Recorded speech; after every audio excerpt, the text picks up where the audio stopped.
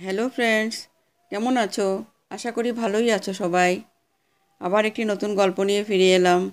গল্পটি ভালো লাগলে লাইক এবং কমেন্ট করবে এবং আমার চ্যানেলটিকে সাবস্ক্রাইব করে আমার পুরো গল্পটি শুনে পাশে থাকবে। এটি একটি ভূতের গল্প। কয়েক মাস আগের কথা।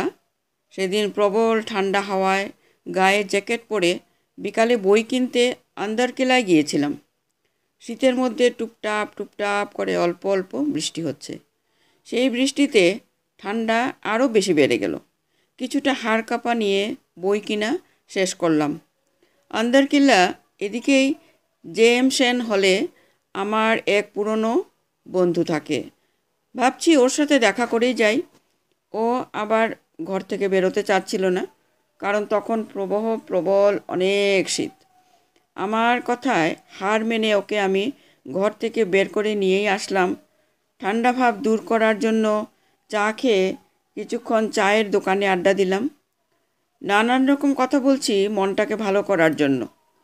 তবে চায়ের দোকানে আড্ডা ভালো না জমায় চলে গেলাম ডিসি হিলে। বেশ নিরিবিলি জায়গা। দেখছি কয়েকটা জুটি বেশ আড্ডাই দিচ্ছে। কেউ কেউ মোবাইল নিয়ে কথা বলছে। দেখে যা মনে হলো তা স্বাভাবিক কথা না। প্রেম করছে মুঠোফোনে। এসব দেখে মনটা বেশ অন্যরকম ফুরফুর হয়ে গেল। কি আজব পরিবেশ! শীত পড়ছে তার প্রতি কোনো খেয়ালই নেই। পাশে দেখি ফ্লাক্স নিয়ে চাওয়ালা চা চা করছে।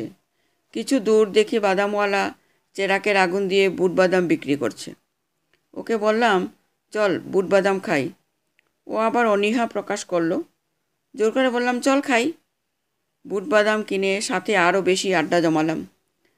আড্ডা দিচ্ছি ঠিকই, কিন্তু চোখ আমার সবখানে। কে কী করছে না করছে লক্ষ্য করছি। দেখি একটা দম্পতি তার মেয়েকে নিয়ে ডিসি হিলে মঞ্চে থাকা জায়গায় বসে তারা কথা বলছে। আবার একটা ছেলে একটা মেয়ের হাত ধরে হাঁটাহাঁটি করছে। হঠাৎ দেখি একটা মেয়ে গেট দিয়ে ঢুকে একলা একলা কিছুক্ষণ ঘোরাঘুরি করছে। ওর সাথে পাশে কেউ নেই। আমাদের পাশে থাকা বসার জায়গায় কিছু দূরে বসে আছে। মেয়েটার সাথে দেখি আসলেই কেউ নেই। কিন্তু রাত তো হয়ে এলো, শীত পড়ছে। একা একা বসে থাকা মানেটা কি? গায়ে কোনো শীতের কাপড়ও নেই। সালোয়ার কামিজ পরা মেয়েটা। চেহারাটা পরিষ্কার বোঝা যাচ্ছে না। আবছা আবছা আলোতে কিছুটা দেখছি। আচ্ছা যাক, নিজের কাজে মন দিলাম। আমার বন্ধু আমার সাথে বকবক করে কথা বলেই যাচ্ছে। আমি ওর কোনো কথা কানে শুনছি না বা দেখছি না। আমি শুধু এদিক ওদিক তাকাচ্ছি। কেউ কেউ দেখছি মুক্ত উদাস মনে সিগারেট টানছে, আবার কেউ কেউ দেখছি চলেই যাচ্ছে নিজ নিজ গন্তব্যস্থলে। প্রায় খালি হয়ে এলো জায়গাটা, কিন্তু মেয়েটি বসেই আছে। জায়গাটা আর নিরাপদ না ভেবে বের হয়ে এলাম, কারণ রাত তখন 9:30। আমার বন্ধুর সাথে রাস্তায় গল্প করে এসে ওকে বিদায় দিয়ে আবার আন্দরকিলায় আসলাম। আবার আমার বাসা কাপ্তাই রাস্তার মাথা পরে কাজিরহাট ভিতরের গলিতে। 1 নম্বর কালুরঘাট বাস ধরতে হবে, কিন্তু এত দূরে বাস পাওয়া মুশকিল। আন্দরকিল্লা জায়গাও দেখি থমথমে। মনে একটা সংশয় হলো, অন্যদিন তো এভাবে থাকে না, কিন্তু আজ কেন? এসব কথা চিন্তা করতে করতে চিন্তা বাদ দিয়ে বাস আসার প্রতি মনোযোগ দিলাম। কোনো বাস যাচ্ছে না। যাও যাচ্ছে বহদ্দার হাট পর্যন্ত। ভেঙে ভেঙে যাওয়া অনেক কষ্টকর, তাই আরও কিছুক্ষণ অপেক্ষা করতে থাকলাম। কিছুক্ষণ পর দেখি একটা নতুন বাস কালুরঘাট কালুরঘাট বলে চিৎকার করছে। আবারও মনে সংশয় হলো, এত বড় বাস এত রাতে এত সহজে যায় না। বাসটা বেশ নতুন। বাসে উঠে পিছনের সিটে গিয়ে বসতেই দেখি ওই সেই মেয়েটি যাকে আমি একা একা ঘোরাঘুরি করতে দেখেছি ডিসি হিলে। কিন্তু ওই মেয়েটি এই বাসে আসলো কিভাবে? এই বাস তো নিউ মার্কেট থেকে আসছে। তাহলে মনে আমার অনেক প্রশ্ন ঘুরপাক খাচ্ছে। প্রশ্নেরা আমার কাছে আসছে আর যাচ্ছে। আজব চিন্তারা আমার পাশে এসে বসে আছে, কিন্তু না ভেবে উপায় কি? চিন্তার তো বিষয়। যাই হোক, আমি আমার সামনের দিকে ফিরে তাকালাম। বাস ছেড়ে দিয়েছে। আমি বাসের জানলার দিকে তাকিয়ে রইলাম। বাস ড্রাইভার পিছনের দিকে লাইট জ্বালিয়ে দিয়েছে। কিছুক্ষণ পর পর আমি মেয়েটির দিকে তাকিয়ে আছি। বাহ, বেশ সুন্দর মেয়েটি। তখন অন্ধকারে ভালোভাবে দেখা যায়নি। বয়স আর কত হবে, আনুমানিক 20-21 হবে হয়তো। ওর দিকে না চেয়েও পারছি না, বেশ অপরূপ দেখতে। কিন্তু এভাবে তাকিয়ে থাকলে নিশ্চয়ই অন্য কোনো কিছু মনে সন্দেহ হবে ওর। কেমন জানি দেখতে মেয়েটি।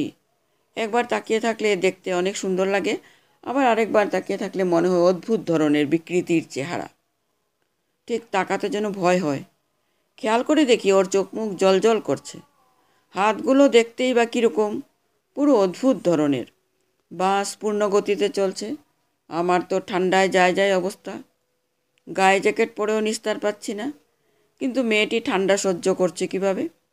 মেয়েটির কপালে তাকালে মনে হয় ঘামের বৃষ্টি ঝরছে। এভাবে করতে করতে সব যাত্রী কোন সময় নেমে গিয়ে কমে গেছে টের পাইনি। এত বড় বাসের মধ্যে আমরা 4 জন, বাস ড্রাইভার আর কন্ডাক্টর, এদিকে আমি আর সে মেয়েটি। বাইরে তাকিয়ে থাকতেই দেখি কাপ্তাই রাস্তার মাথা চলে এসেছি। বাস আর কালুরঘাট যাবে না, কারণ কালুরঘাট যাওয়ার মতো যাত্রী নেই। বাস থেকে নামতেই দেখি রাস্তার চারদিকে সব শূন্য, কেউ কোথাও নেই। কন্ডাক্টরকে টাকা দিয়ে আমি মেয়েটির আগে হাঁটা দিলাম। প্যান্টের পকেট থেকে মোবাইল বের করতেই ঘড়িতে দেখি রাত 11:30। এত রাত হয়ে গেছে নিজেও বিশ্বাস করতে পারছি না। সামনের দিকে ফিরে তাকাতেই দেখি মেয়েটি কোন সময় আমার আগে ক্রস করে হাঁটা শুরু করে। আমার আগে আছে ভাবতেই পারছি না। এত তাড়াতাড়ি ক্রস করলো কিভাবে? আমি তো মেয়েটির আগেই ছিলাম। অবাক চোখে পিছন দিকে ফিরে তাকাতেই দেখি পেছনে সেই বাসটিও নেই। এত অল্প সময়ের মধ্যে চলে গেল কিভাবে? অন্তত বাসটির ইঞ্জিনের শব্দ তো শোনা যেত, অথচ শুনতেই পেলাম না। আমি আবার সামনের দিকে ফিরে তাকাতেই দেখি মেয়েটির হাঁটা চলা অন্যরকম, ঠিক স্বাভাবিক মেয়েদের মতো না। আমি মেয়েটি থেকে 20 হাত দূরে।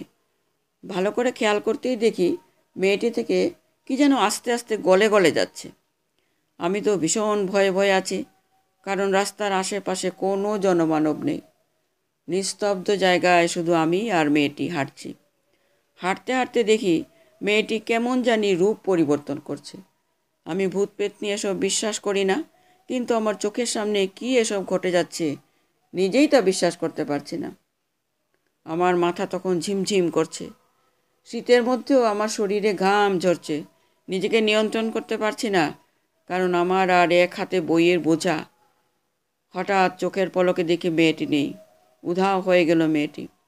আমি আর হাঁটতে না পেরে চোখে মুখে অন্ধকার দেখছি। রাস্তায় পড়ে যাওয়ার মতো অবস্থা। আলোকিত রাস্তার স্ট্রিট লাইটও আমাকে আলোকিত করতে পারছে না। সব কিছু যেন স্থির হয়ে আছে। মনের দম ফুরিয়ে যাওয়ার উপক্রম। আকাশের দিকে তাকাতেই দেখি আকাশে একটা তারাও নেই, সব শূন্য। আমি নিশ্চুপভাবে ভয়ে ভয়ে আমার বাসার দিকে এগোতে থাকলাম। বাসায় পৌঁছাতে শুকনো জায়গায় একটা পিচ্ছিল আছাড় খেলাম, তবে ভাগ্য ভালো পড়ে যায়নি। বাসায় গিয়ে অন্য কিছু না ভেবে সোজা ঠান্ডা জল খেতে আরম্ভ করলাম। ভাবতে লাগলাম আজকে কি হলো যা আমার জীবনে ঘটেনি। কিন্তু মনে হলো আমার এখনও প্রশ্ন, মেয়েটি গেল কোথায়? নমস্কার।